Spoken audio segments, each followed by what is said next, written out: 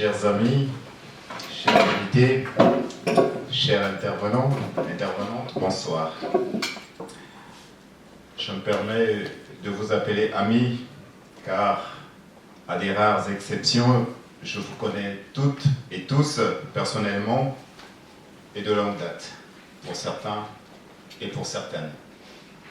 Je suis Sostène Lembela, le président de la plateforme Pilux. Je vous salue premièrement et vous souhaite la bienvenue à la dernière table ronde de l'année 2024. Avant les fêtes de Noël et de Nouvel An, cette table ronde dédiée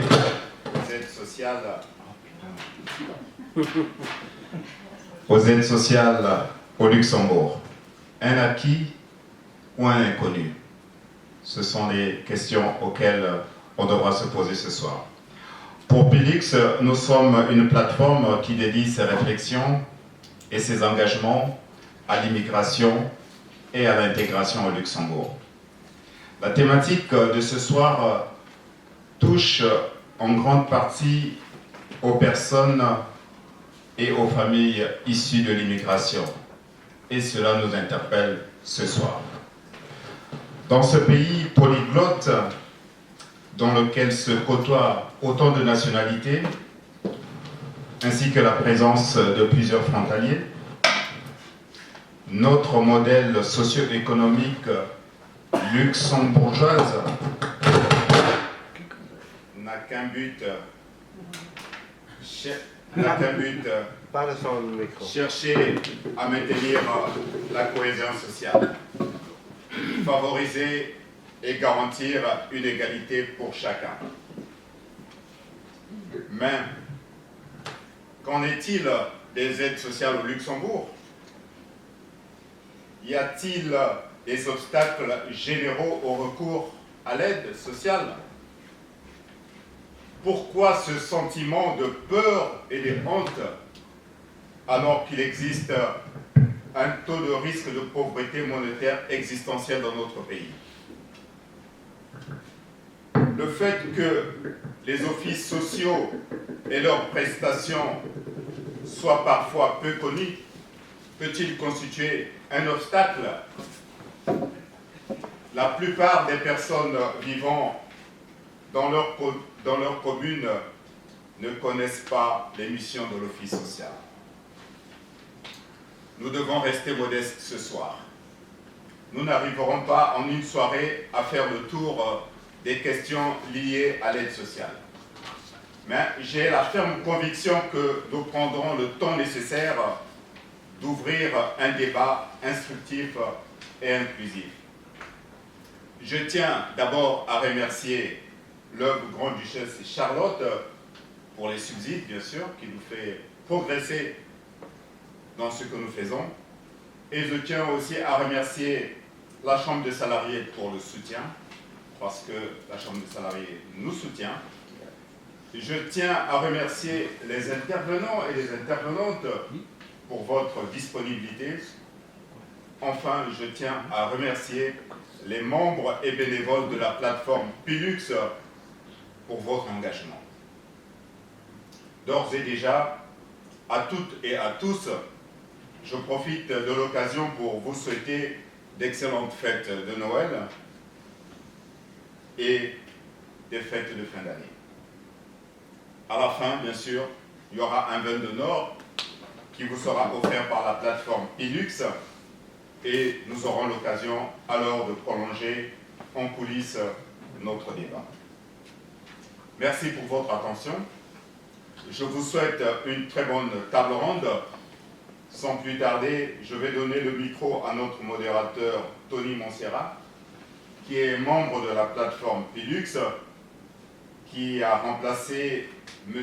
Luis Correa, membre de Pilux et de l'OGBL, qui vient de nous informer qu'il était malade et qui s'excuse pour son indisponibilité. Vive le Pilux! Je vais vous remettre le micro parce que... Voilà. Merci, Tony. On va essayer.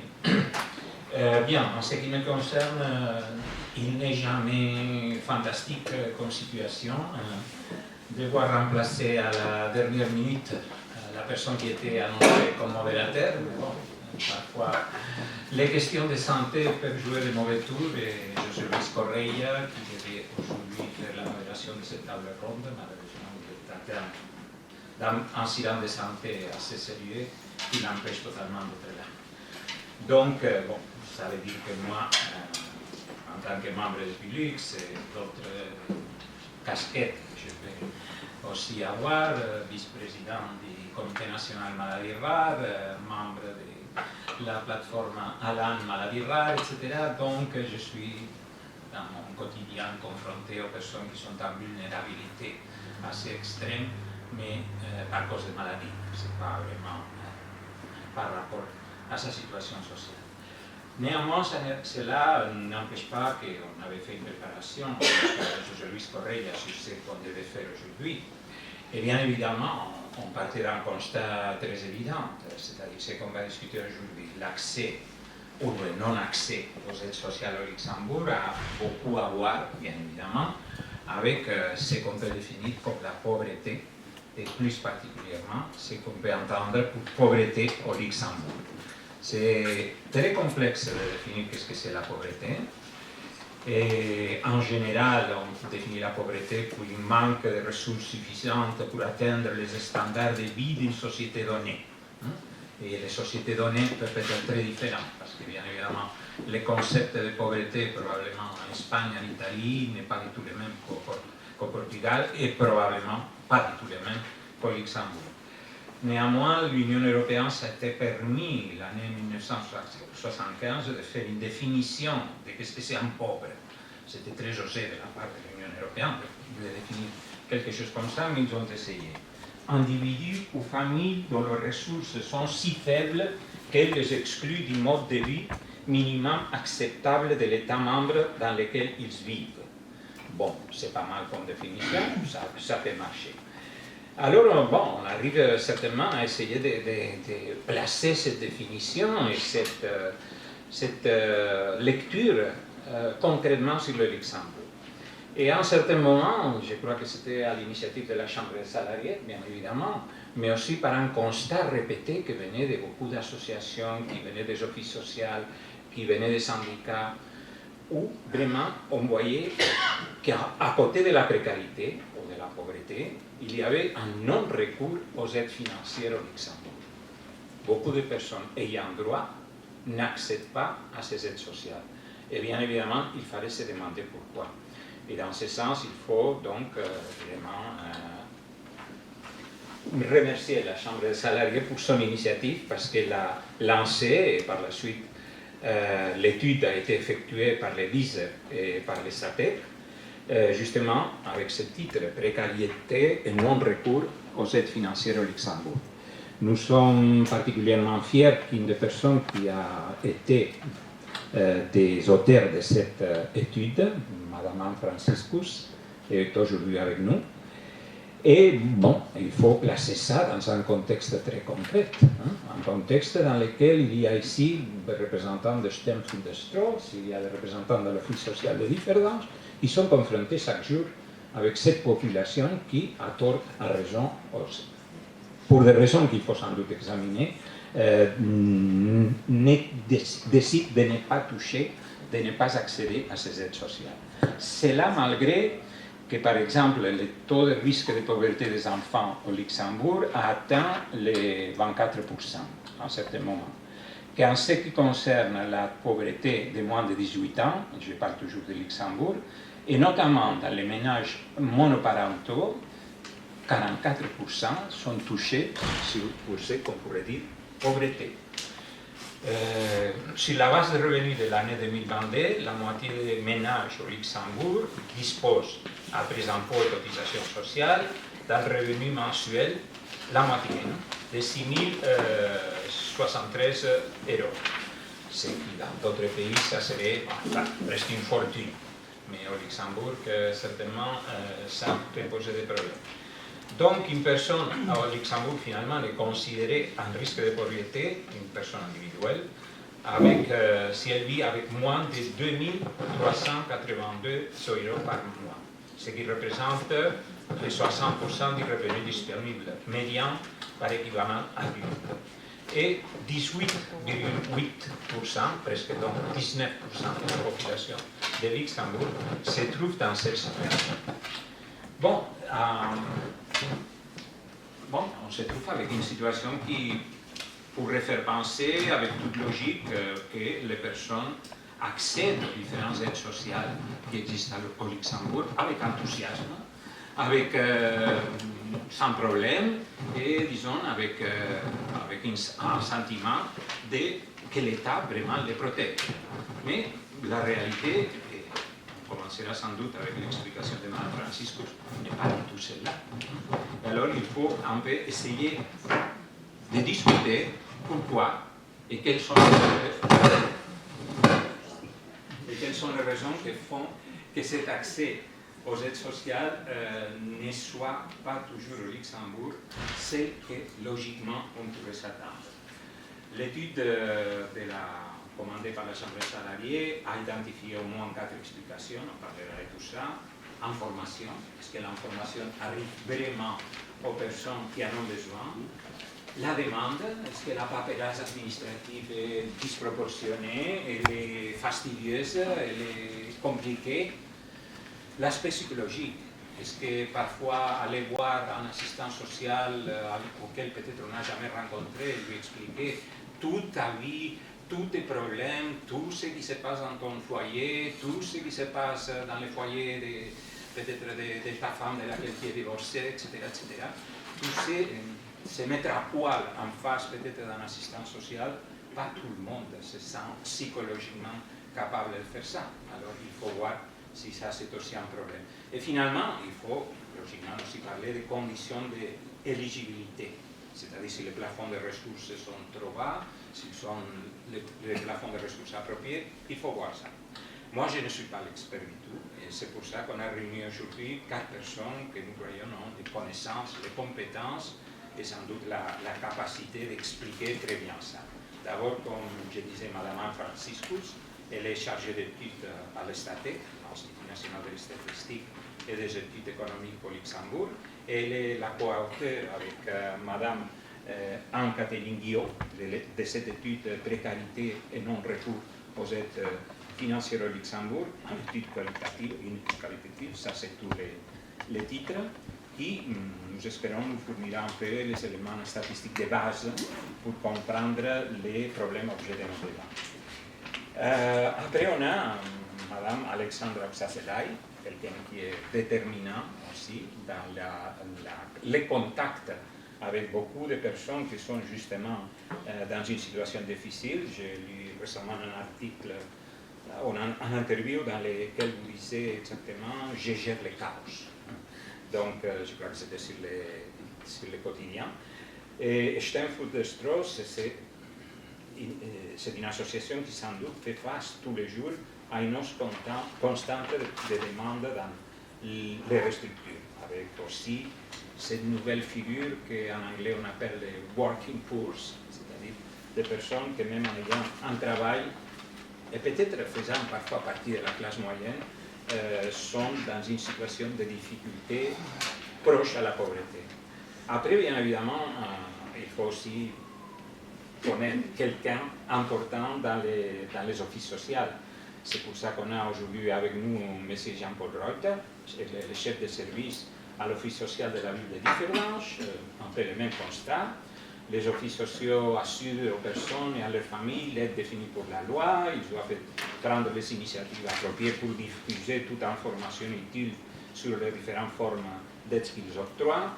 Bon, est-ce que ça c'est suffisant? Est-ce qu'on peut faire mieux?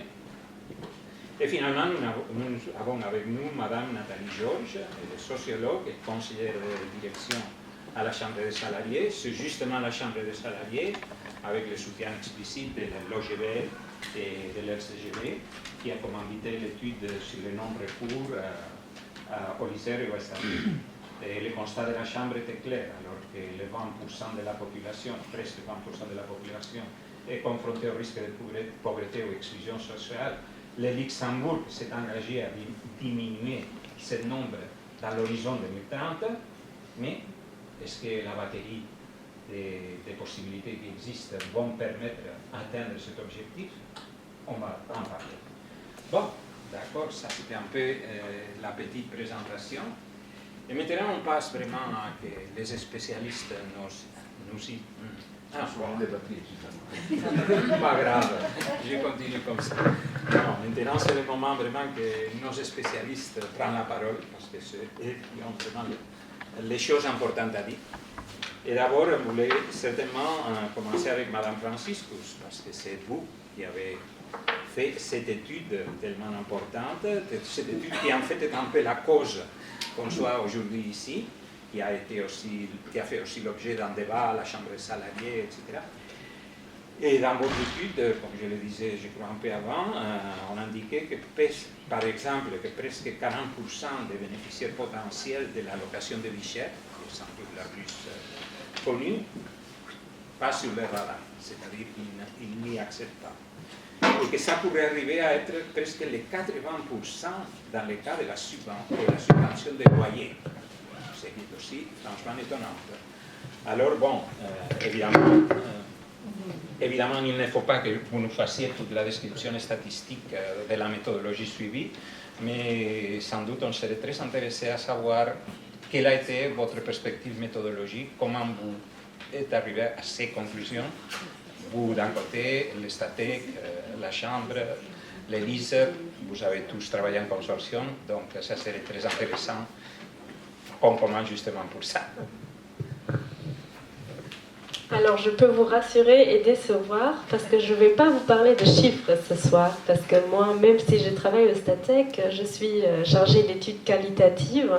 Et donc, les chiffres, je les laisse à mes collègues qui, malheureusement, ne sont pas là ce soir, mais c'est eux qui font les estimations sur base de nos enquêtes. Alors, en fait, l'étude qu'Anne-Catherine et moi, on a fait pour la CSL, c'était une étude qualitative. Donc, on a interrogé 35 personnes sur leur vécu des difficultés financières et justement dans l'intérêt, pourquoi est-ce qu'elles n'utilisent pas certaines aides qui existent au Luxembourg. Bon, je ne vais pas non plus vous faire la liste de toutes les aides qu'on a regardées, mais on s'est surtout concentré sur les aides comme l'allocation de vie chère, la subvention loyer, et puis il y a aussi une subvention pour ménages à faible revenu du ministère de l'Éducation nationale. On a moins regardé les personnes qui sont dans le REVIS, parce que notre but, c'était un peu d'atteindre vraiment, je dirais, une population un peu invisible, parce que les personnes qui sont au REVIS sont déjà connues par les offices sociaux, les personnes qui vivent dans la rue, souvent, n'ont pas accès à toutes les aides parce qu'elles n'ont pas d'adresse, donc il y a tout les personnes qui n'ont pas de statut n'ont pas non plus droit aux aides, donc on s'est focalisé sur... bon, je caricature, mais madame et monsieur tout le monde qui peut avoir des difficultés financières. Et bon, on a fait un flyer, on a recruté des gens, c'était assez difficile, je dois dire, de trouver vraiment les gens invisibles. On a fait des recrutements dans la rue, mais c'était un peu difficile. Et ce qu'on a surtout trouvé, ce n'est pas vraiment le non-recours parce que les gens ne connaissent pas les aides. Je ne veux pas dire que ça n'existe pas, mais ça veut dire surtout que nous n'avons pas vraiment atteint cette population qui vraiment ne connaît pas les aides. Et ça reste un grand défi pour moi de trouver des gens comme ça, mais souvent j'imagine que ce sont des gens assez isolés qui n'ont pas accès aux informations, donc j'accède difficilement à elles. Donc, mais on a trouvé des choses très intéressantes dans notre corpus. Et je dirais qu'on a beaucoup pu aussi regarder le recours douloureux et difficile et le non-recours douloureux et difficile. On a pu voir les problèmes pour les gens qui ont essayé de recourir ou qui recourent et quels sont leurs problèmes. Donc c'est déjà une première bonne étape, je dirais. Et on a dans nos résultats, je pense que peut-être on aura la possibilité de rentrer dans les détails pour certains, mais je ne veux pas m'éterniser non plus. Mais on a un peu regardé les raisons du non-recours ou du recours difficile sous un angle de la littérature internationale, et on a identifié 3 types de non-recours. Et parce que souvent on dit que c'est le problème de la personne, hein. Si on dit c'est la non-information, en fait la responsabilité c'est sur la personne parce qu'elle n'est pas informée. Mais on peut regarder le non-recours à 3 niveaux. Donc celui de la personne qui ne fait pas la demande pour une raison ou pour une autre. Mais on peut aussi parler du non-recours secondaire, et là on parle des administrations. Comment est-ce que la démarche elle est structurée, quels sont les obstacles que les administrations peuvent mettre volontairement ou involontairement. Et puis le 3e niveau, c'est le niveau de la législation. Donc là, c'est le non-recours tertiaire. Parce que parfois, les législateurs, sans le vouloir, ou le fait de manière plus ou moins consciente ou inconsciente, peut mettre des obstacles. Donc en fait, on veut atteindre une certaine population, mais on a peur de la fraude ou de l'abus. Alors on va mettre des obstacles qui, en fin de compte, peuvent résulter dans une situation où on n'atteint plus la population qu'on voulait en fin de compte viser. Alors bon, parmi les raisons personnelles de la personne, c'est évidemment l'information. L'information, parfois, elle est aussi difficile. Elle est écrite dans un langage, déjà dans une langue ou dans un langage qui n'est pas familier à la personne. Et après, on peut aussi avoir les obstacles dans la démarche. Donc, je ne sais pas vraiment comment m'y mettre. Comment est-ce que je fais pour atteindre les personnes? Comment je fais pour remplir les formulaires? Il peut y avoir les obstacles psychologiques aussi. La stigmatisation. Si je demande une aide, je vais être considérée comme un pauvre, ou alors je vais être considérée comme quelqu'un qui ose utiliser l'aide sociale, mais je ne suis pas...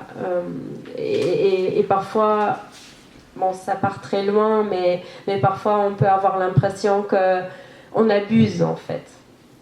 Donc ça, c'est les raisons de la personne. Mais je dois dire aussi, bon, on a fait les entretiens, on a commencé en 2022 et on les a fait finis en 2023. Entre-temps, le Fonds national de solidarité, qui est un des grands distributeurs d'aide, a fait déjà des efforts, je ne vais pas dire grâce à notre étude, mais probablement ça a déjà commencé en parallèle. Ils ont mis un simulateur sur leur site pour les différentes aides. Il y a maintenant plus d'informations en langage facile, donc c'est déjà une certaine prise en compte ou une reconnaissance qu'il faut faire des efforts pour aller envers les gens.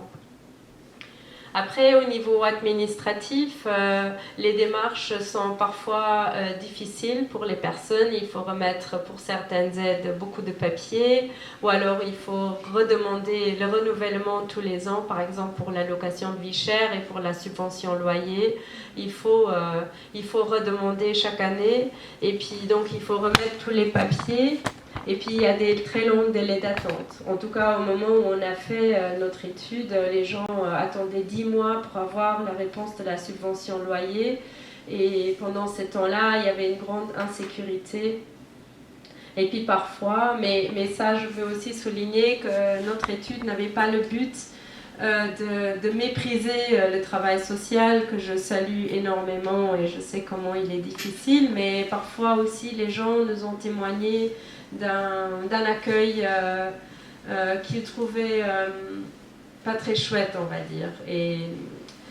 Et par exemple, pour certaines personnes qui ont demandé l'accès à l'épicerie sociale, ils trouvaient ça assez humiliant parce qu'il fallait vraiment se mettre à nu son budget, toutes les aides, etc. Et là aussi, il y a cet aspect que c'est la personne en charge du dossier qui décide, elle. Et donc parfois les personnes peuvent avoir l'impression que c'est un traitement un peu à la tête du client, comment il le disait. Et puis juste pour donner quelques exemples du troisième type de recours, donc le recours non-recours tertiaire, là c'est vraiment le législateur qui peut être très strict au niveau des conditions et ça rend presque impossible la demande. Là c'est le cas vraiment d'école, c'est la PALIM, donc la pension alimentaire. Je ne vais pas rentrer dans les détails, mais c'est une pension alimentaire qu'on peut demander auprès de l'État quand le partenaire a disparu et que la personne voudrait avoir la pension, l'allocation, je ne sais plus le nom exact, excusez-moi, mais là, en fait, il faut prouver que l'ex-conjoint est en vie, mais c'est assez difficile si la personne a disparu, a quitté le pays, etc., de prouver qu'il est en vie. Alors dans d'autres pays, par exemple en Belgique, c'est l'État qui se charge de cette démarche administrative et juridique. Donc voilà, c'est une manière comment on peut mettre plein d'obstacles et comment en fait le législateur pourrait lui reprendre une partie de cette responsabilité qui ne serait plus à charge de la personne. Voilà. Merci. C'est une introduction, je crois, très importante et qui justement nous amène, Madame Oxacelay, à vous demander, cette population, probablement la plus vulnérable, c'est celle que vous recevez. Primo, est-ce que vous diriez que, je suppose que oui, que comme Madame le disait, cette population en a quelque chose. Et deuxième chose, c'est vraiment une population qui se sent vraiment motivée pour entamer toutes les démarches administratives, etc., nécessaires, parce que parfois la précarité, une des conséquences de la précarité, c'est justement la perte de toute volonté, intérêt ou même envie de combattre sa situation. Alors, pour répondre à votre première question, est-ce que l'accueil est chouette? Non. Non. Il n'est pas chouette. Il faut venir voir. Venez manger. Pour vous donner, moi je vais essayer de donner quelques chiffres. Cette année, on sert 700 repas, un peu plus que 700, par jour. À Ulrich, Ettelbruck et Esch. Donc ça veut dire que tous les jours, on a 700 personnes qui viennent manger. Des gens qui ont des droits, des gens qui n'en ont pas.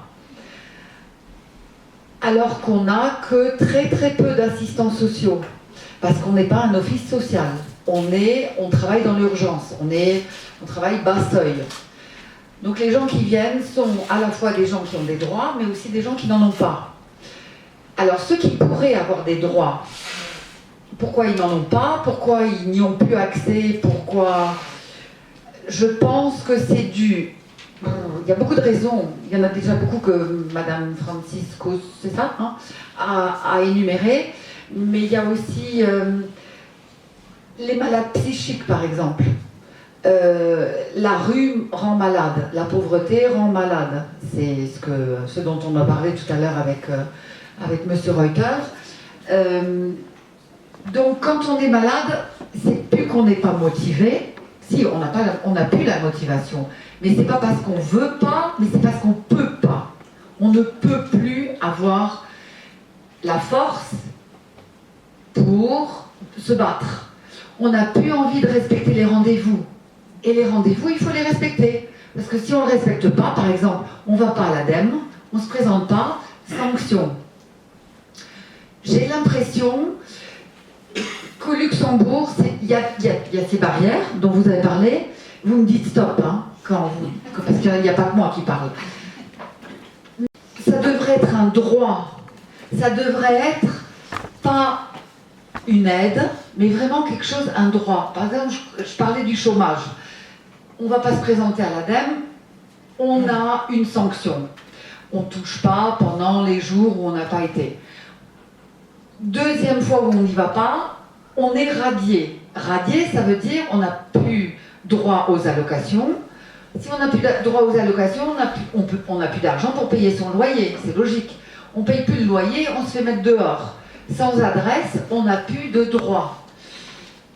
si on a accès à l'adresse de référence, qu'on peut avoir à l'office social ou chez nous, on a droit uniquement aux droits qu'on avait avant, mais pas aux nouveaux droits auxquels on pourrait avoir droit. Quand il y a des journalistes qui me demandent, oui, mais on a droit à quoi? On peut avoir combien d'argent, combien d'aides? J'ai posé la question aux assistants sociaux, parce que je ne suis pas assistante sociale, et ils m'ont dit, c'est pas facile, parce que ça dépend de ceci, ça dépend de cela, ça dépend de la composition du ménage, ça dépend de ce que gagne la personne chez laquelle on vit, ça dépend de est-ce qu'on habite avec quelqu'un qui touche le révis ou est-ce qu'on est seul. Donc déjà une simple question, à combien est-ce qu'on a droit? J'ai pas eu la réponse, parce qu'il n'y a pas de réponse facile. Je trouve que c'est pas normal.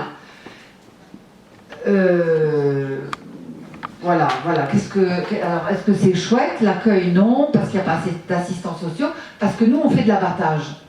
Les gens, ils arrivent, on a 400 personnes chaque jour qui viennent manger, ils peuvent prendre une douche, ils peuvent avoir des habits, ils peuvent aller voir le médecin quand il est là, un vétérinaire, ils peuvent se réchauffer. Mais il n'y a rien qui est bon. Il n'y a pas les papiers, il n'y a pas d'adresse, il y a la santé est mauvaise. Et alors, il faut déjà créer un lien avec ces gens. Pour avoir un lien, il faut du temps. Le temps, on l'a quand on a assez de personnel. Et comme il y a de plus en plus de gens qui viennent, derrière les solutions qu'on a avec l'État qui nous écoute, qui a toujours une oreille attentive, mais qui court toujours après les problèmes, on est toujours en retard. Donc, c'est pas chouette. Les gens, ils sont motivés, je vous ai dit. Voilà, peut-être que je pourrais rajouter après d'autres choses, mais je ne suis pas la seule. Merci. Et un peu la même question avec cette fois M. Reuters, parce que vous gérez un office social, en principe c'est théoriquement pas le même type de public qui va chez Stanford ou de Strauss, mais ce public, est-ce qu'il est aussi un public, d'abord, même question un peu bête, mais qui a son sens, est-ce que votre accueil est chouette, vous considérez vraiment que les gens se sentent à l'aise quand ils sont dans un office social, le vôtre ou une autre, parce que justement cet accueil, qu'il soit agréable ou pas, dépend probablement de votre capacité à donner des réponses probablement claires sur les problèmes qui seront évoqués pour les personnes. Bon, si l'accueil est chouette, il faudra peut-être plutôt demander aux clients, parce que nous, on essaye quand même de mettre en place un dispositif d'accueillir les gens de façon agréable, de les informer de tous les droits qu'ils ont. On est un service de première ligne, c'est-à-dire qu'il y a beaucoup de gens qui viennent chez nous, parce que c'est le premier endroit où ils vont avoir les informations nécessaires pour connaître leurs droits. C'est-à-dire, deux tiers de nos activités ne sont pas en relation avec des demandes financières. La plupart des démarches qu'on fait, ce sont des aides administratives qu'on donne aux gens. C'est déjà un signe qu'il y a beaucoup de personnes qui ne sont pas capables à gérer les documents qui sont demandés pour avoir une aide. Et ça, c'est là où on pourrait beaucoup plus simplifier les demandes, les papiers, tout ce qui est administratif, c'est assez lourd. En plus, avec la digitalisation, ça n'arrange pas les choses pour nos clients. C'est-à-dire, monsieur et madame tout le monde, comme a dit Anne, ils ne réussissent pas à se connecter à myguichet.lu et faire les démarches que peut-être tout le monde peut faire. Parfois, il faut avoir une adresse email pour faire les démarches. Beaucoup de gens, de nos clients, ils n'ont pas d'adresse email. C'est-à-dire, là, il y a déjà des barrières qui s'opposent à faire une demande et qui peut-être découragent les gens à aller plus loin. Bon, évidemment, le point psychologique, c'est évident qu'il y a des gens qui ont honte de se présenter à un office social pour dire, moi, j'ai besoin de l'aide. On ne va pas pouvoir changer. C'est notre dispositif. Il faut peut-être mieux communiquer que l'aide sociale, c'est un droit. c'est pas quelque chose qu'on doit se mettre à nu pour avoir. Bon, évidemment, il faut donner des informations aux assistantes sociales pour qu'ils comprennent la situation et pour qu'ils choisissent l'aide la plus appropriée. Mais dans l'étude qui a été faite dans le cadre de l'aide sociale, pour certains gens, c'était clair qu'il y a une barrière pour se présenter à l'office social. On a quand même changé un peu notre façon de faire avec la nouvelle loi, le droit qui a été créé. C'est un droit que tout le monde peut demander. Et bon, on n'est plus le bureau de bienfaisance dans le temps, ce qu'on appelait le bureau dans le temps. Mais pour certaines gens, ça risque quand même d'être encore une barrière qui est là. Pour le reste, bon, on va voir.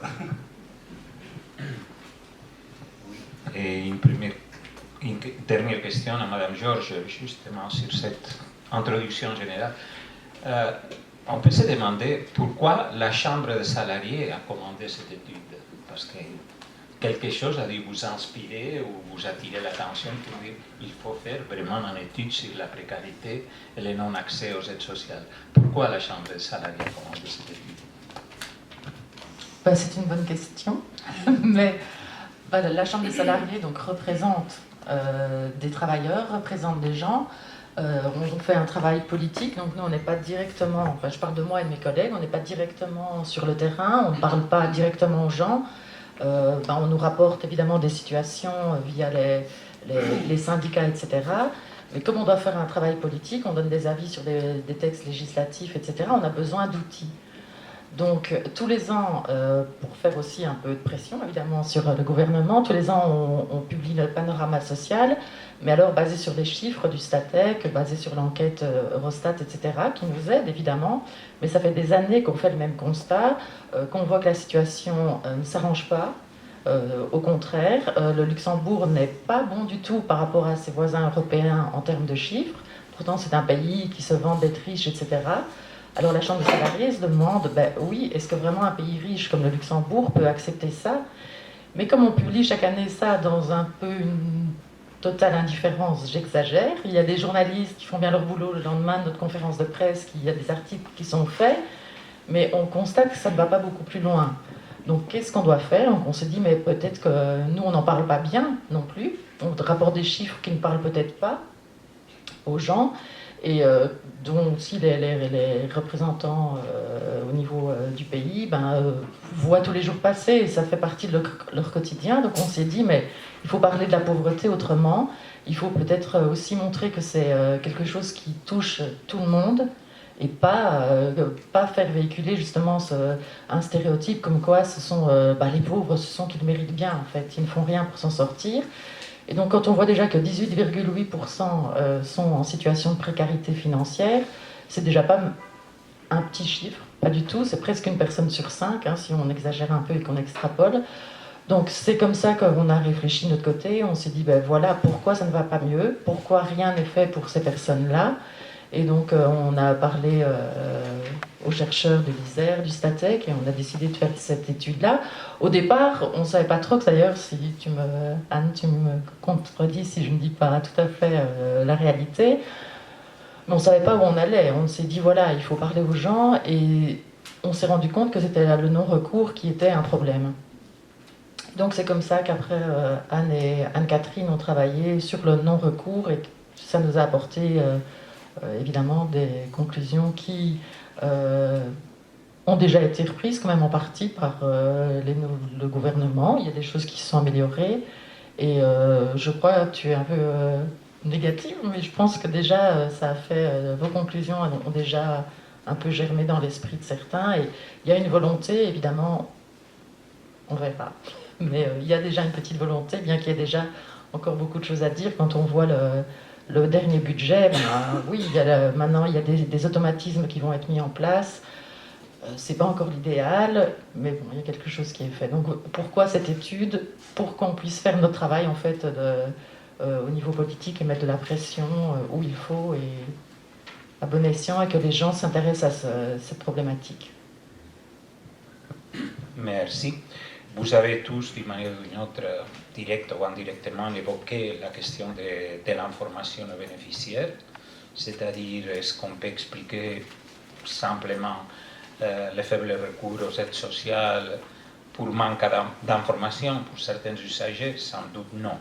Mais est-ce que vous croyez qu'on pourrait vraiment améliorer l'information aux bénéficiaires, qu'on pourrait simplifier les procédures administratives, faire la vie plus facile aux personnes qui ont besoin d'un recours aux aides sociales? C'est une question qui est adressée à tous les cas.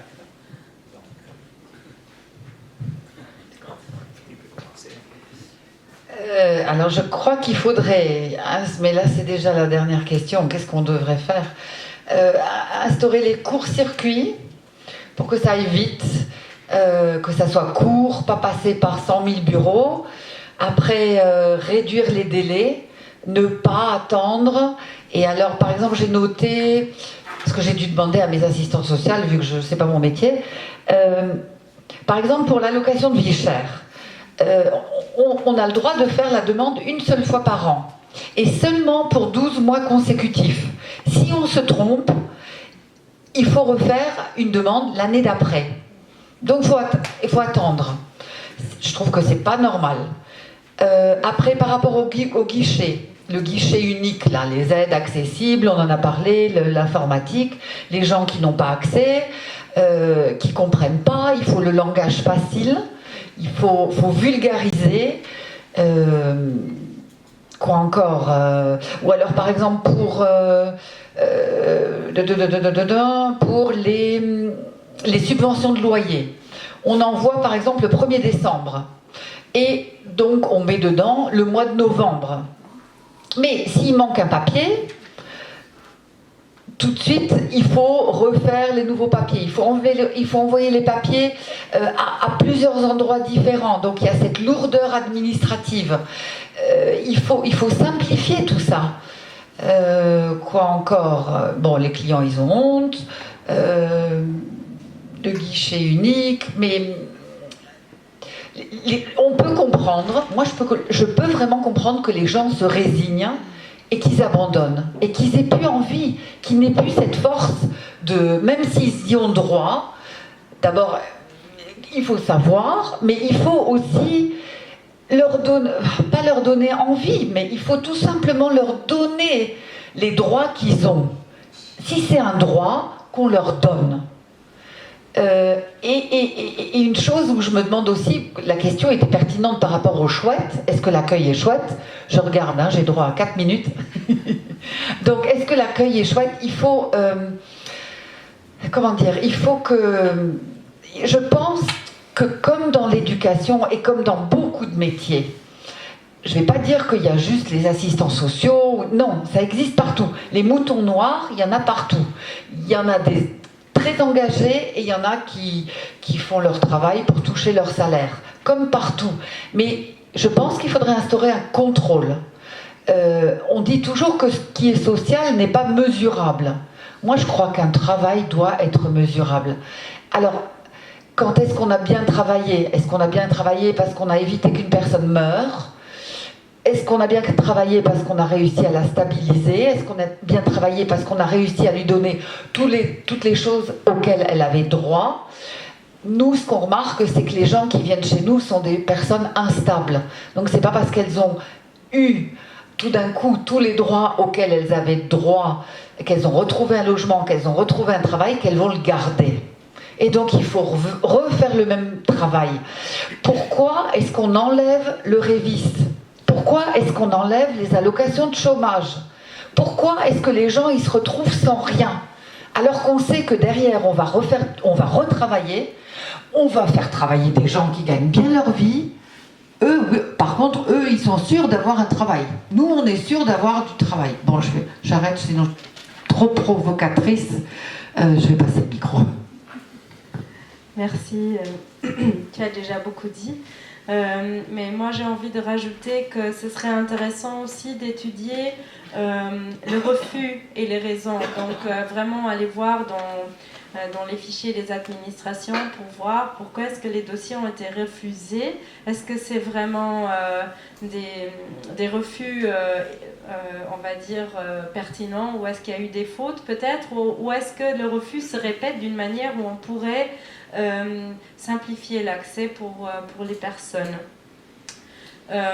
Et puis aussi, voilà, de temps en temps, évaluer les procédures dans les administrations et les institutions qui sont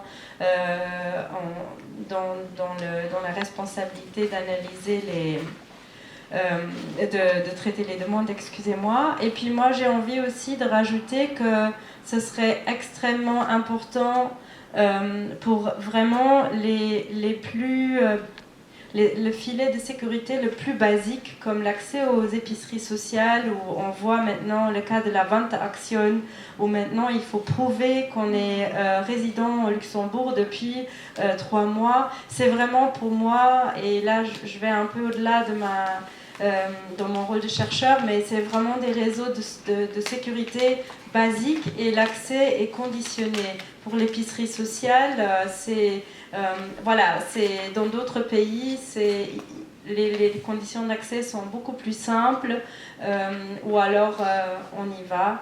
Mais il y a eu une étude intéressante sur les épiceries sociales en Europe, où on a vu que voilà, vraiment diminuer les critères d'accès à ceux-là, parce que ça assure au moins les besoins humains de base, je dirais. Et puis j'ai envie aussi d'ajouter quelque chose de la sociologie sur la pauvreté. C'est la question de comment est-ce qu'on considère les personnes qui sont dans le besoin d'aide financière. Et on voit un peu partout dans le monde, et en Europe aussi, c'est qu'on a une différence entre les bons et les mauvais pauvres. Donc on a les personnes à qui on veut donner de l'argent parce qu'ils sont méritants. Ils font des efforts pour aller travailler, ils sont malades, donc ils peuvent rien, ils sont des enfants. Mais il y a aussi ceux qu'on considère comme, par exemple, les gens qui sont à la rue, ou alors des personnes avec des problèmes de santé. Je ne veux pas trop rentrer dans le détail, mais c'est des réflexions qui sont faites dans la recherche sociologique au niveau international, que c'est vraiment ce discours des bons et des pauvres méritants et non méritants qui fait que voilà, on a une certaine vision de ces personnes qui influencent aussi la manière dont on les traite et dont on les considère. Et si on va plutôt dans la perspective que les aides sont un droit, alors ce discours, et j'ai l'impression quand même que le gouvernement, il met en avant le fait qu'il veut combattre la pauvreté des enfants, mais en même temps, on insiste de nouveau beaucoup plus sur le fait que les gens, ils doivent faire des efforts. Et c'est pas aussi facile que ça, je dirais.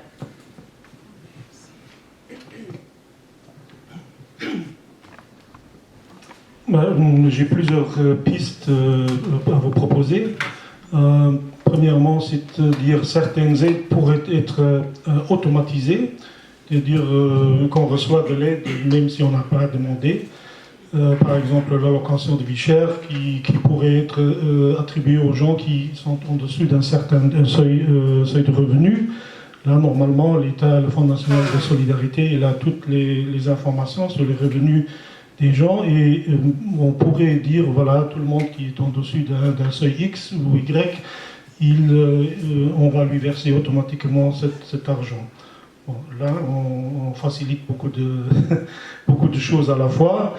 Une autre démarche, c'est dans le programme gouvernemental, on parle de la démarche Once Only. Je ne sais pas si vous avez entendu de ça, c'est-à-dire si on fait une démarche, automatiquement, si on remplit ces critères, on a droit aussi automatiquement à d'autres aides. C'est-à-dire ça, dans certains pays en Estonie, par exemple, ils sont très, très loin dans la digitalisation, et aussi avec les aides qui sont attribuées automatiquement. Une autre piste, c'est-à-dire l'entente des offices sociaux, elle a élaboré un projet du dossier social partagé, c'est-à-dire où les personnes qui font leur démarche auprès des services sociaux ont un dossier informatisé où ils peuvent donner accès aux services qui traitent les demandes pour ne pas devoir dévoiler à chaque fois, pas raconter son histoire une énième fois où l'assistance sociale où toutes les informations nécessaires que les services auraient besoin sont sur ce dossier social partagé. Ça, c'est une piste où on est en train de négocier avec le ministère de la Famille, le ministère de la Digitalisation. Et c'est encore tout au début, mais c'est peut-être une piste à poursuivre. Une dernière chose, c'est peut-être, vous avez parlé du working poor, si on pourrait augmenter les salaires des gens, peut-être ils n'auraient pas besoin de faire demander des aides sociales, ou bien si on pourrait limiter le loyer, on demande need price tag, c'est-à-dire avoir un seuil qui ne devra pas être au-delà, et permettre aussi aux gens de ne pas payer un loyer exorbitant, c'est-à-dire qui dépasse jusqu'à 50% de leurs revenus. Alors ils n'auraient peut-être pas besoin de demander une subvention de loyer, c'est-à-dire donner plus pour, d'un autre côté, c'est toujours du même pot que ça sort, et c'est peut-être aussi une idée à poursuivre. Alors vous me jetez la balle justement sur les working poor, juste pour vous dire que pour donc, le dernier chiffre qui sont tombés, le Luxembourg, donc, de travailleurs pauvres, donc qui sont salariés et qui sont quand même sous le seuil de risque de pauvreté monétaire, il y a 14,7% de travailleurs pauvres au Luxembourg. C'est un travailleur sur 7 qui est concerné. Le Luxembourg est le pire élève de l'Union européenne. Le deuxième plus mauvais, c'est l'Espagne, et ça concerne un travailleur sur 11. Donc vous voyez déjà la différence qu'il y a entre le pire élève, le Luxembourg, et le deuxième plus mauvais élève de la zone euro. Donc c'est un phénomène, évidemment, la Chambre des salariés on est focalisé un peu sur ça. Donc c'est pour ça que dans la revendication, on demande évidemment l'augmentation du salaire social minimum, du suivi de l'index, etc. Donc ça, c'est ce qu'on demande. Pour être aussi tout à fait précise et juste avec les décisions un peu gouvernementales qui sont annoncées, je crois, pour une fois qu'on fait un peu la promotion de ce qu'ils annoncent, on va quand même être juste. Donc il y a des... Voilà. Pour le budget 2025, le projet de budget, ils ont annoncé donc l'augmentation de 10% de l'allocation de vie chère, le triplement de la prime énergie, et aussi la simplification des conditions d'accès à l'AVC. Donc je lis pour l'annonce qu'ils mettent, l'automatisation du bénéfice de l'AVC et de la prime énergie pour les bénéficiaires de l'allocation d'inclusion. Donc soit 10 105 ménages au 31/12/2023. Bon, c'est juste l'allocation d'inclusion, pas l'allocation complémentaire. Donc c'est un premier pas. Et c'est pour ça que nous, on garde ça vraiment sous notre focus, parce que s'ils ne le font pas, on a bien ça dans notre œil de mire. Et alors aussi, apparemment maintenant, les demandeurs vont pouvoir faire une deuxième demande pour l'année, pour l'AVC. C'est ce qu'ils ont annoncé. Et donc aussi la réduction de 12 à 3 mois pour la période de résidence exigée. Voilà, c'est ce qui a été annoncé, mais la Chambre des salariés veille sur le grain, on va voir s'ils vont vraiment le faire. Au niveau il y aura aussi une plateforme digitale d'information qui permettra à chacun de consulter les aides sociales disponibles au niveau national et au niveau local. Une helpline sociale, et ils annoncent une équipe mobile d'information pouvant agir sur le terrain afin de sensibiliser les résidents sur toutes les aides qui existent. Donc à voir. Mais donc c'est ce qui est annoncé. Autre chose, je ne sais pas si c'est le moment, mais comme vous disiez justement que si on donne plus d'argent, peut-être que les gens s'en sortiront aussi mieux. Il y a c'est un article que j'ai vu juste avant de venir, donc j'ai pas lu les détails. C'était dans Le Monde qui disait, je vous lis le titre, « Combattre la pauvreté est un investissement qui rapporte ». C'est une étude qui a été faite, donc si on investit et qu'on lutte contre la pauvreté directement, après il y a un retour sur investissement, si on veut parler de manière économique et qui parle aux gens, aux décideurs. Et ça coûte moins cher d'investir au départ que de faire après les pompiers. Non, je crois que très à juste titre, M. Reuter a évoqué entre autres le problème du logement et on avait voulu vous poser justement une question qui touche les rapports entre logement et précarité, parce que le Luxembourg, enfin, est probablement le champion des prix du logement, en plus des champions, on vient de découvrir un certain type de précarité. Comment voyez-vous justement ce rapport entre logement et précarité? Parce que pour beaucoup de personnes, justement, c'est le fait de ne pas pouvoir devenir propriétaire ou ça devient comme une espèce de frustration, une espèce de contrainte sociale que les gens se sentent mal, c'est complètement absurde. Moi, je ne suis pas propriétaire, par exemple. Alors, les fonds de logement, la société d'habitation au bon marché, le logement communaux, il y a beaucoup d'initiatives de logement social, etc. Mais comment voyez-vous vraiment ce rapport entre logement et précarité? Est-ce qu'on doit améliorer l'accès aux aides sociales et ça résout le problème? Ou vraiment il faut des alternatives sociales au logement? Ou est-ce qu'il faut tous les deux? Des alternatives sociales au logement et encore des améliorations dans l'accès aux aides sociales. Comment voyez-vous, dans le contexte du Luxembourg, je ne parle pas d'une théorie générale sur le logement qui c'est un peu complexe. Alors, moi, je ne suis pas une chercheuse spécialisée dans le logement, mais j'ai envie de dire cette idée de devenir propriétaire et de pouvoir transmettre quelque chose à ses enfants, c'est quelque chose comme un contrat social qui a longtemps existé au Luxembourg. C'était vraiment une façon de vivre et une façon de faire les choses. Et ce contrat social, il est un peu en train de s'effriter en fait. Il ne fonctionne plus comme il le fonctionnait avant. Et dans ce sens, moi je trouve que c'est problématique. C'est une autre question, est-ce que tout le monde doit être propriétaire ou non? Mais c'était comme ça que c'était au Luxembourg.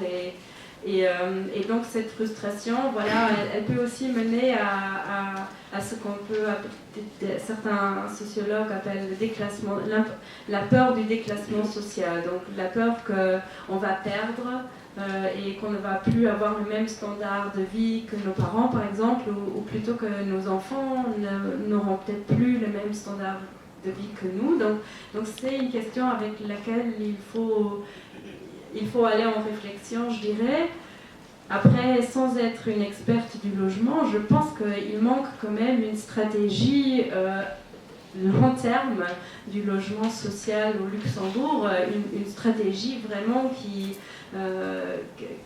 assure en quelque sorte un logement abordable. Et je pense que tout le monde dans la salle sait qu'on est loin de là. Parce que bon, le Statec calcule un budget qui s'appelle le budget de référence ou le budget de minimum. Donc là, on définit exactement quel est l'argent minimum que les gens ont besoin au Luxembourg pour vivre adéquatement. Et dans ces chiffres, on voit clairement que les logements, il peut représenter jusqu'à 50% de ce budget minimum. Donc c'est vraiment énorme. Et dans ce sens, je pense que oui, il faut une stratégie. Après, juste un dernier point, augmenter les aides, ce n'est pas toujours la solution miracle, je dirais, parce qu'il peut y avoir des effets pervers aussi. Il y a des études à l'étranger qui montrent qu'en fait, le fait d'augmenter des aides, ça peut aussi avoir des retombées sur la hausse des loyers, en fait. Et implicitement, les propriétaires vont calculer cette somme dans les loyers. Donc, il y a des droits, des besoins, parce que par exemple il est né au Luxembourg ou parce qu'il y a travaillé pendant de longues années.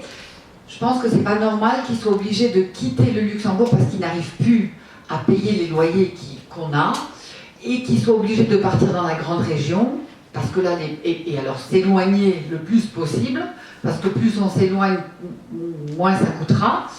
Là, je me demande, après avoir parlé à de nombreuses personnes, si c'est pas quelque part voulu, je sais pas, si si on fait beaucoup de choses pour les gens qui ont beaucoup de sous, mais ceux qui n'en ont pas, ben, on s'en occupe, à mes yeux, on s'en occupe pas assez.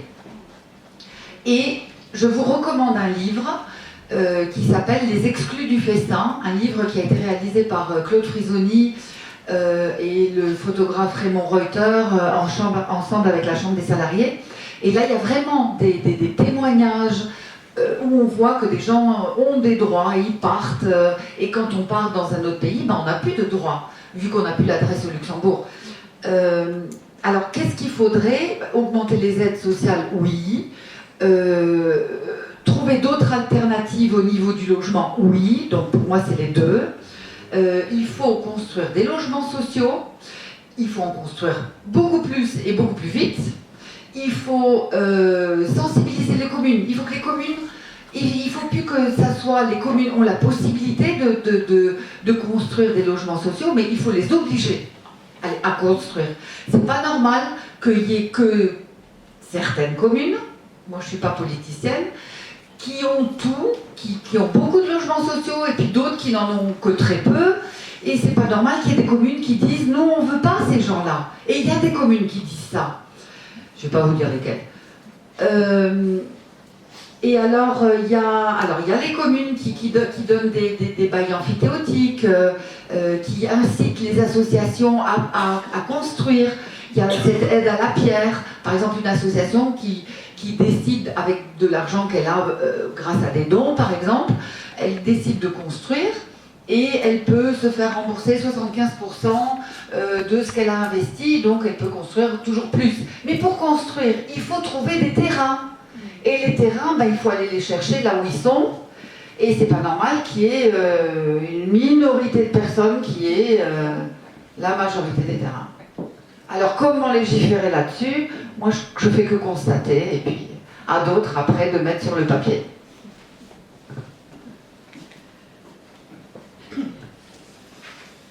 Bon, moi j'ai pas la solution miracle pour le logement. Je crois que c'est un problème qui va nous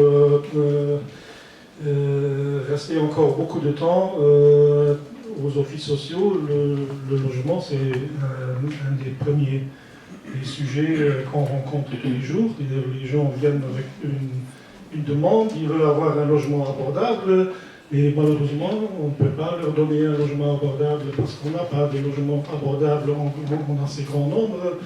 Et si, bon, c'est un peu difficile de dire aux gens, si vous faites maintenant une demande pour le fonds de logement, peut-être dans 5-6 ans, vous allez avoir un logement adéquat en fonction de votre revenu. C'est pareil pour Hazen HPM, pour d'autres logements, c'est-à-dire il y a des listes d'attente énormes sur tous les services parce qu'il n'y a pas assez. Il y a trop de demandes et vous avez vu aussi récemment avec la crise pas la crise, avec l'augmentation des taux des prêts, qu'il y a d'autres classes de la population qui ont été touchées, qui ne pouvaient plus acheter ce que Anna disait qu'il y avait quand même une tradition de vouloir acheter son bien, de le donner aux enfants, etc. Et là, même dans les classes sociales plus aisées, les gens ne réussissaient plus à avoir un prêt auprès de leur banque ou bien de payer leur prêt qui étaient obligés de recourir à la location, ce qui a de nouveau fait augmenter les loyers. C'est-à-dire on est un peu dans, je ne sais pas comment dire en luxembourgeois, nos chaises. Dans la merde. Non, mais c'est quelque chose qui structurel, qui date depuis des années. On n'a pas assez de logements et on ne va pas résoudre le problème dans les 5 années qui vont venir. C'est-à-dire qu'il faut vraiment aussi exploiter tous les moyens qui sont disponibles, les alternatives de logement comme les coopératives ou bien les tiny houses,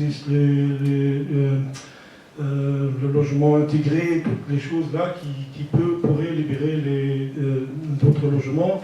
Et là, il faut rester quand même créatif et aussi avoir la volonté politique de le faire. Je je ne vais pas répéter ce que tout le monde a dit, et je ne suis pas non plus la spécialiste du logement. Ce que moi je voudrais dire, donc, outre l'accès à la propriété, je crois aussi qu'il y a un problème au niveau locatif. Il n'y a pas assez de logements abordables au niveau locatif. Tout le monde ne veut pas accéder à la propriété, mais au niveau locatif, il y a un gros problème également. Et ce que ça peut engendrer, moi je veux cibler juste un peu une population, c'est les jeunes. Donc entre 18 et 25 ans, on en parle peu. Dans l'étude, on a vu que par exemple les étudiants, donc si je ne me trompe pas, qui n'ont pas droit à aller par exemple à l'épicerie sociale. Les jeunes de moins de 25 ans n'ont droit à aucune aide. Le dernier chiffre qui est sorti, pour 2023, le taux de pauvreté pour les plus de 18 à 24 ans est de 33,2%. L'année d'avant, il était encore, ah non, ça je ne le vois pas ici, mais attendez, là, il était de 24%. Donc ça monte en flèche. Alors évidemment, parfois, c'est depuis, si je regarde 2012, il y a des aléas comme ça, mais ça ne fait que monter. Donc on parle de la pauvreté des enfants, mais la pauvreté des jeunes est là aussi. Et les jeunes, c'est l'avenir, qu'est-ce qu'on veut pour eux? Et donc là, il n'y a aucune aide qui est faite. Et avec le logement, les enfants restent alors plus longtemps chez leurs parents et ça engendre d'autres problèmes, notamment pour avoir le révis, etc. Il y a des communautés qui sont prises en compte et donc le logement implique d'autres problèmes et donc c'est après le serpent qui se mord la queue et les jeunes restent, les parents sont ennuyés par les jeunes qui restent et c'est vraiment problématique.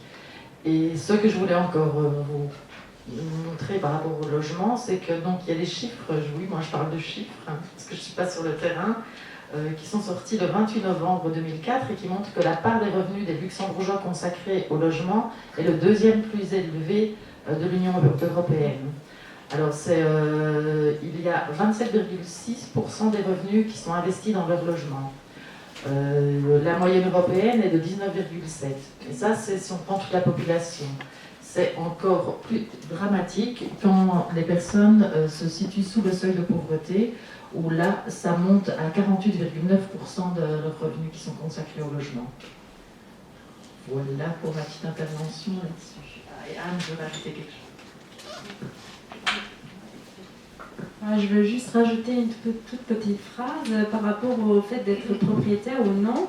Donc les personnes âgées du Luxembourg sont parmi les plus riches de l'Union européenne pour l'instant. Vraiment, ils sont très bien lotis.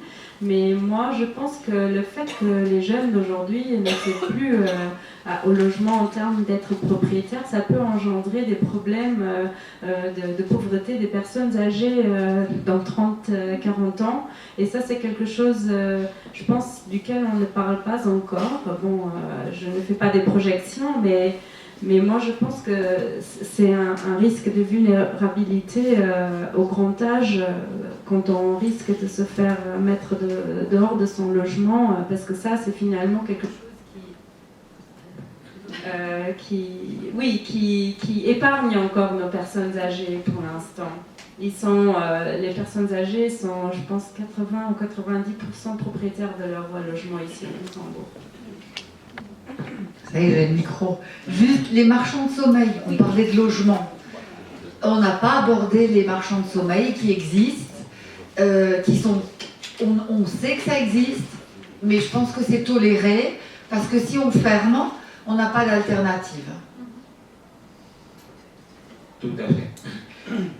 Bon, on avait prévu de vous poser une question sur les alternatives, mais je crois que vous l'avez répondu largement dans les questions précédentes. Par contre, il nous est resté peut-être la question un peu de l'estigmatisation, justement, l'estigmatisation. La réaction psychologique, on l'a mentionné, qui peuvent avoir toute une série de personnes en face de la précarité, en face de devoir se déplacer dans un office social ou à HTM pour demander une aide. Est-ce que la stigmatisation en elle-même est quelque chose d'évitable ou est-ce que vraiment précarité, pauvreté, working poor, etc. est associée d'une manière ou une autre à une certaine stigmatisation? Est-ce que vous croyez que ça a une possibilité d'être résolu d'une manière ou d'une autre. Je ne dis pas en campagne de publicité en disant on n'est pas stupide pour la simple raison qu'on gagne moins de 2700 € au Luxembourg, mais il y a quelque chose peut-être qu'on peut faire pour combattre la stigmatisation des personnes en situation de précarité. Moi, je crois que c'est une question de temps. Parce que c'est nouveau au Luxembourg qu'on voit la pauvreté. Et on est un petit pays et on était habitué à beaucoup de luxe. Et c'est tout nouveau qu'on voit des gens qui mendient, qu'on voit les drogués, qu'on n'arrive plus à les cacher. Avant, il y avait les murs, il y avait les pauvres, mais ils étaient derrière. Maintenant, on commence à lire des articles dans le journal. Il y a des conférences qui sont faites. Et je crois qu'ici, ils sont plus stigmatisés que dans des grandes villes où ils font partie du décor, où c'est peut-être plus normal. Alors pour nous, c'est peut-être plus choquant. Nous, les gens qui habitent ici depuis très longtemps et qui ne connaissaient pas ça, peut-être pas les étrangers qui sont venus travailler ici et qui viennent d'un autre pays, quoi faire pour enlever cette stigmatisation? Il faut qu'on fasse quelque chose, sinon c'est la cohésion sociale qui va en pâtir. Que faire? Je sais pas, pour pas que les gens deviennent égoïstes dans une société qui est très égoïste, je crois qu'il faut en parler.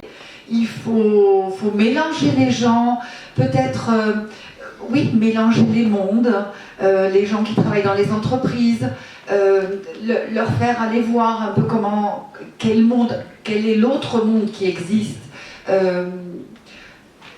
Ne pas cloisonner, je sais pas. C'était pas une question qui était dans les, mais alors j'ai pas lu. Aidez-moi, qu'est-ce qu'on peut faire? Je crois qu'il faut en parler, il faut pas l'accepter, il faut pas fermer les yeux, et puis continuer à se battre et continuer à dire, à essayer de mettre en place des choses. Oui, moi je reviens un peu à ce que j'ai dit tout à l'heure, c'est cette idée qu'il y a des personnes méritantes et non méritantes. Ça c'est vraiment pour moi une clé, et il faut en fait avoir un vocabulaire réinventer un autre vocabulaire qui ne soit pas stigmatisant. Par exemple, moi je trouve l'expression allocation de vie chère, je la trouve assez appropriée parce qu'elle est quand même neutre. Parce qu'elle ne dit pas allocation des pauvres, mais c'est la vie chère, et la vie peut être chère pour plein de gens. Et ça, c'est quelque chose, c'est parce que le langage qu'on utilise, il agit sur nos actes, et il agit aussi sur les pensées qu'on a en tant que personne. Donc c'est vraiment quelque chose au niveau sociétal, politique aussi. J'ai envie de dire de s'éloigner de cette idée, parce que par exemple les allocations familiales, les allocations pour les enfants, tout le monde les demande ou on les reçoit même automatiquement, et j'imagine que personne n'a honte de demander les allocations familiales, parce que voilà, c'est un droit, tout le monde y a droit, et voilà. La même chose si vous demandez des subsides pour mettre une installation photovoltaïque sur votre toit, vous n'allez pas avoir honte de demander de l'aide de l'État. Alors que vous pourriez peut-être avoir honte parce que vous avez peut-être déjà beaucoup d'argent et que vous pourriez la payer vous-même. Mais vous avez peut-être honte de demander un révis parce que votre situation est difficile. Donc un peu mettre ça en relation, et aussi mettre en relation le montant des aides qui sont données pour certaines aides. Si vous regardez le budget du ministère du Logement, par exemple, le budget qu'on donne aux propriétaires, donc ceux qui ont déjà accès à leur logement pour des rénovations, etc., il est beaucoup plus élevé que celui qui est attribué à une subvention loyer, par exemple. Donc ça pourrait être injecté dans cette réflexion sur comment est-ce qu'on parle de ce souci sur les personnes qui sont en difficulté financière.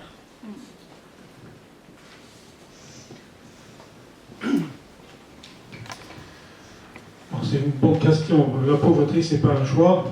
Normalement, tout le monde, ça peut toucher tout le monde. Un accident de vie, souvent un divorce, on a travaillé avec des familles monoparentales.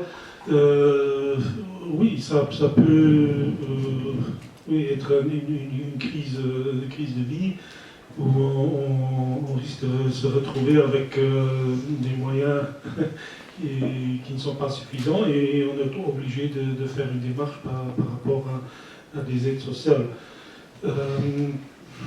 Oui, d'un côté, il faut en parler. Il faut vraiment, oui, comme Alexandre a dit, la pauvreté n'est pas trop visible ici au Luxembourg. Je viens de retourner de Berlin et là on voit des gens vraiment beaux qui sont beaucoup plus présents dans la vie. On les voit dans les rues, on les voit dormir ici. C'est quand même assez limité dans certains coins, surtout ici en Luxembourgville. Et pour le reste, je sais à Differdan, on n'a pas de problème de sans-abrisme. On ne voit pas les gens, ils se concentrent dans certaines régions qui ont aussi des services qui sont adaptés. Peut-être qu'il faudra aussi diversifier peut-être plus les services dans les communes. Chaque commune reprenne sa responsabilité par rapport à ses citoyens et ne pas les laisser partir seulement ici en Luxembourgville. C'est-à-dire là, les gens se concentrent et ça, c'est pas bien pour la ville, ça, c'est pas bien pour les gens. Il y a des quartiers défavorisés, aussi dans toutes les communes où les gens qui ont moins de ressources se concentrent parce qu'ils le loyers qui sont moins élevés.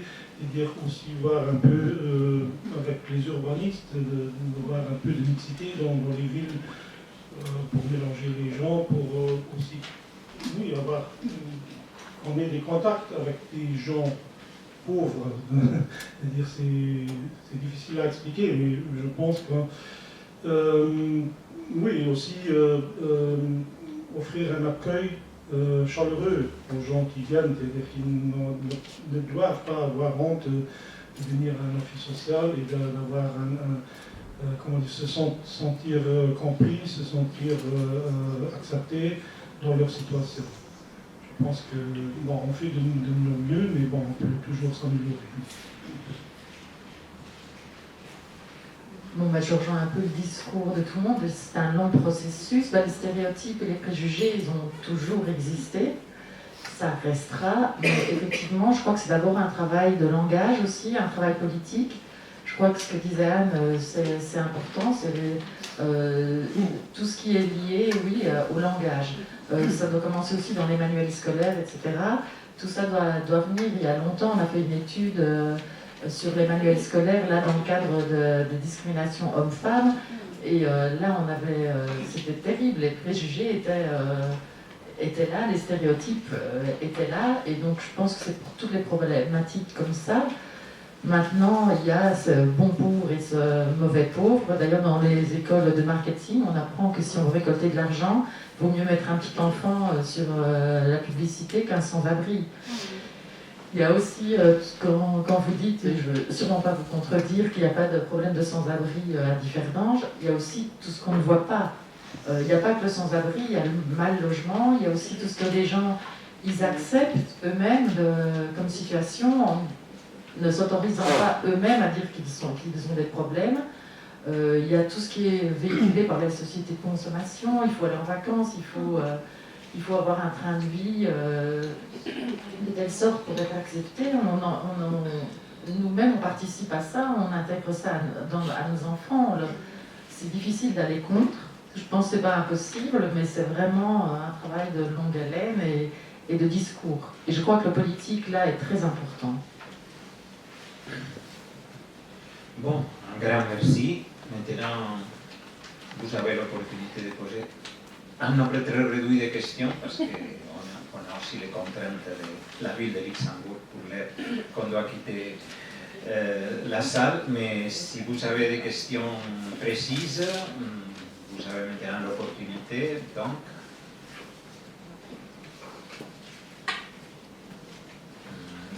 oui.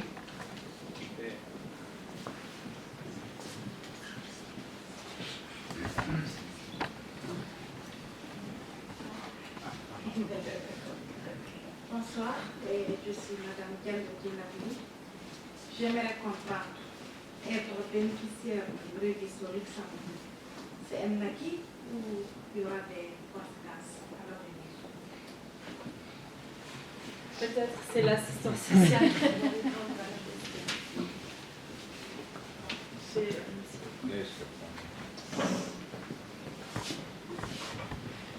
pas si j'ai bien compris votre question. Est-ce qu'il y a des... normalement, pour avoir les revis, il faut avoir au moins 25 ans. Sauf si vous êtes une femme avec des enfants, là où il y a des dérogations pour avoir le revis en dessous. Il ne faut pas avoir des revenus qui sont en dessous d'un certain seuil.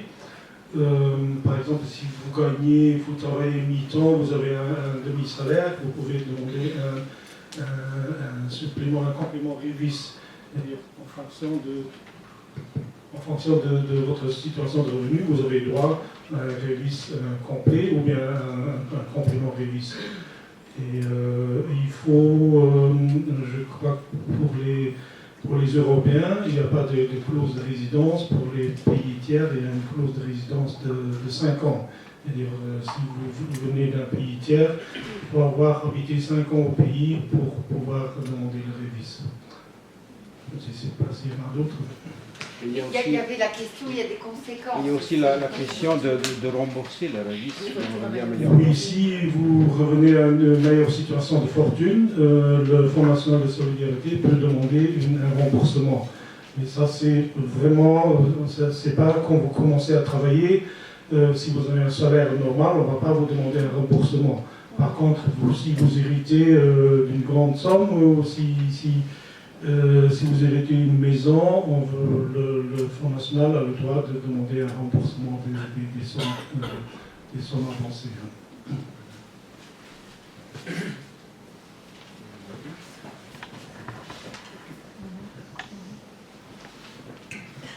Merci. Moi, une chose qui m'inquiète de plus en plus ici au Luxembourg, c'est que de plus en plus, depuis bien une dizaine d'années, on constate qu'il n'y a plus de classe moyenne au Luxembourg. Donc, on a des personnes, et comme Mme Francisco a dit, donc, des personnes plus âgées qui ont une richesse et la situation se détériore. Et moi, ce qui m'inquiète beaucoup, c'est de plus en plus, je remarque qu'on fait la différence, quand on fait la différence entre bon et mauvais pauvres.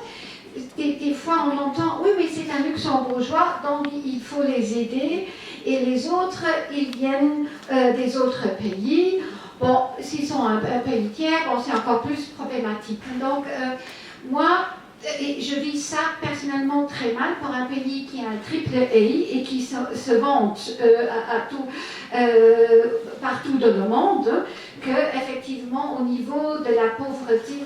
Et je voudrais revenir, nos ministres emploient pour l'instant le terme de tourisme social. Tourisme social, tourisme, c'était le non-mot en 2013 en Allemagne pour dire effectivement il y a des gens qui profitent de l'aide sociale. Et nous, directement au Luxembourg, au lieu d'être plus avenants et faire des contrôles par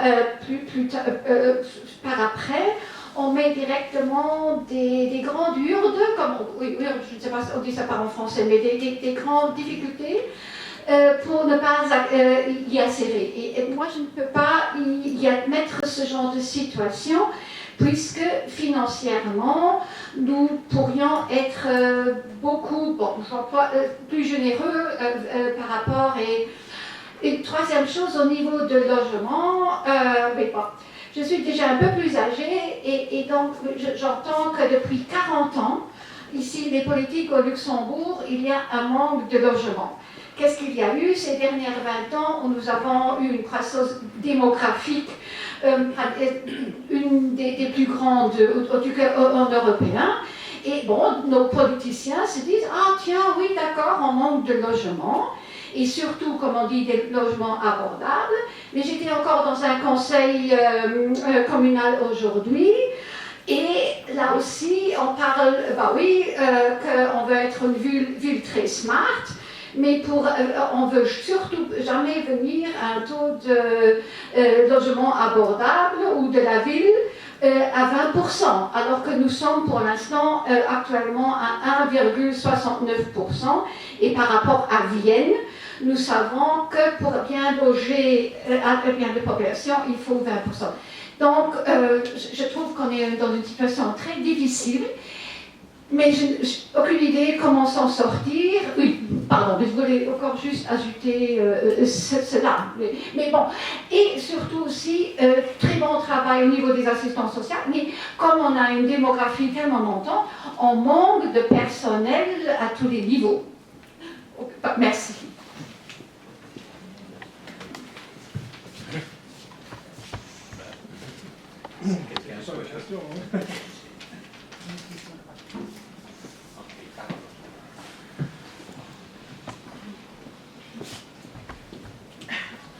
Bonjour, bonsoir.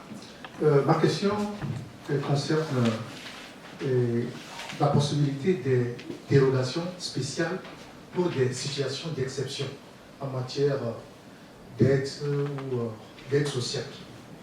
Situation d'exception, par exemple, l'étudiant est considéré comme celui qui a un âge limite et qui peut être encore un étudiant dans une université. Mais il y a des cas d'exception où un adulte qui a plus de 35 ans, qui a 40 ans, veut étudier. Dans ce cas, s'il était sous le régime de révis, automatiquement, on le considère comme un étudiant et de façon automatique, on lui coupe le révis. Parce qu'un étudiant qui est inscrit à l'université n'a pas droit au révis. Et on ne tient pas compte du fait qu'il n'a pas de parents comme un étudiant ordinaire ou dans les conditions d'attribution de bourse, on demande après les parents, ça veut dire que l'étudiant est logé chez des parents. Donc on suspend le révis et l'étudiant n'a plus de quoi payer son logement et même pour s'assurer, c'est difficile. Donc dans ce genre de situation, est-ce qu'il y a des dérogations spéciales où il y a d'autres aides qu'on peut demander ailleurs pour compléter la situation de bourse qu'on a été acceptée? Merci.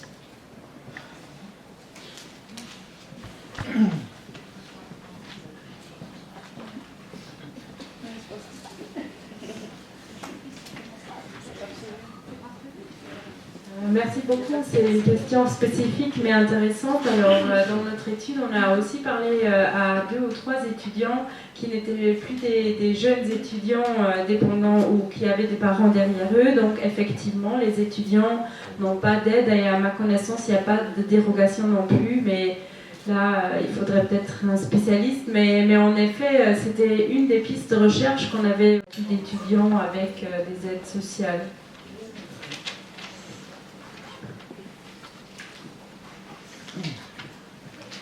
D'abord, moi je ne connais pas de dérogation pour ça, mais je ne sais pas si les étudiants à un certain âge ont droit au CDS, c'est-à-dire aux primes pour étudiants.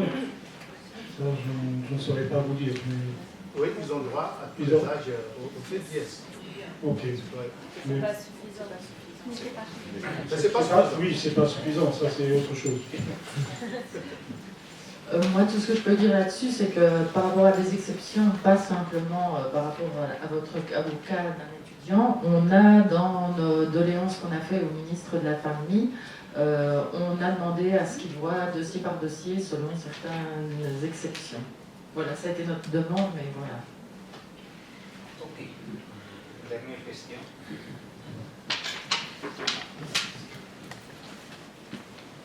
Bonsoir. À propos du logement, je voudrais préciser quand même, je pense que vous en avez conscience, mais pour les jeunes actifs, je dirais entre 25 et 35 ans, un gros problème, c'est qu'il n'y a quasiment que des colocations, en fait. Aujourd'hui, pour avoir un studio, c'est la moitié d'un salaire, et plus la moitié, 2 tiers d'un salaire minimum qualifié. Voilà, donc on est presque à 2 000 € pour un studio, pour personne n'est responsable ici de cette situation. Mais quand on parle de construire des logements, si jamais vous pouvez avoir une conséquence là-dessus, parce que vous avez des contacts ou je ne sais quoi dans le ministère ou quoi que ce soit, peut-être qu'il faudrait prévoir plus de petits studios que des choses qui peuvent être louées comme des colocations, parce qu'on parle de marchands de sommeil, hein, je peux en parler aussi, alors je ne sais pas à ce point-là, mais effectivement, on est des fois à la limite. Hein. Il y a beaucoup de colocations où il n'y a pas beaucoup d'espace, des salles de bain qui sont partagées avec beaucoup de personnes. Dans mon cas, moi je vis en colocation, pour raconter ma vie, mais c'est propre, mais j'ai vu beaucoup de colocations chez les amis où c'est extrêmement sale. Donc on parle d'insalubrité, on parle de personnes qui travaillent, qui ont le salaire minimum qualifié, voire plus. Donc c'est pas pour rentrer dans les jugements de bons ou mauvais pauvres, mais là pour le coup, si on veut jouer à ça, c'est les bons pauvres dont on parle. Donc des personnes qui ont jusqu'à une trentaine d'années. Moi j'ai eu des colocataires qui avaient presque 40 ans. J'ai un colocataire qui a 55 ans, on a une trajectoire de vie particulière, mais il y a des personnes qui ont la trentaine. Alors ça pose des problèmes aussi pour rencontrer quelqu'un, pour se mettre en ménage, parce qu'il n'y a pas beaucoup de logements. Il y a des gens qui vont jusqu'à se mettre en couple par intérêt pour avoir accès à un logement. Je raconte pas de blague, j'ai entendu des histoires comme ça plusieurs fois. On en est là. Donc voilà. Je veux dire, voilà, dans cette question du logement, plus précisément cette question d'avoir un logement un peu digne, un logement quand même qui correspond à une étape de vie. Moi j'aime beaucoup la colocation, mais je pense que la colocation ça devrait être réservé à une plage de peut-être 25-30 ans. Si les gens adorent ça, ils pourront faire toute leur vie. Les colocations intergénérationnelles, ça existe aussi. Il y a des personnes qui aiment ça, mais de manière générale c'est pas un choix. Et voilà, au moment des plans de construction, prévoir quand même que ce soit pas vraiment possible de le louer en colocation, parce qu'il y en a qui en profitent. Il y a vraiment des gens qui profitent de cette situation, je peux vous dire, au niveau des bailleurs. Il n'y a pas de contrôle, il n'y a rien du tout qui se passe. Il y a beaucoup de gens qui louent aussi illégalement, sans déclarer vraiment, en disant qu'ils hébergent gratuitement quelqu'un pour pas payer leurs taxes, et des choses comme ça. Donc, voilà, c'est grave. Et entre nous, on a deux options. Soit on traverse la frontière, on achète une voiture et on se tape les bouchons tous les jours, soit on vit en colocation. Mais actuellement, c'est plus de la moitié d'un loyer, d'un salaire d'avoir un studio, et peu de studios sur le marché. Donc voilà, c'est une précision, mais je ne sais pas si c'est su à ce point-là au niveau de l'État, mais c'est vraiment pas rigolo. Enfin voilà, pour ma part.